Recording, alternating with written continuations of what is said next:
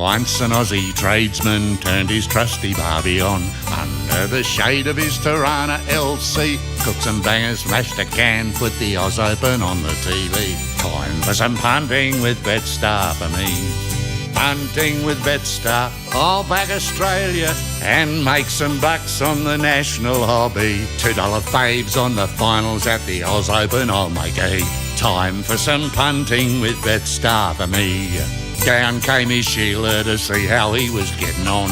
Cheered for Serena, then drank her shandy. She was disappointed by Stosur, but glad that Tomic didn't win. That tosser doesn't need encouraging. Punting with Betstar, let's back Australia. Double fixed odds at Caulfield, $2 faves on T20. On Australia Day weekend, stick with those from the lucky country. Or come up hunting with a true Aussie. Visit betstar.com.au for bloody unreal offers. Gamble responsibly.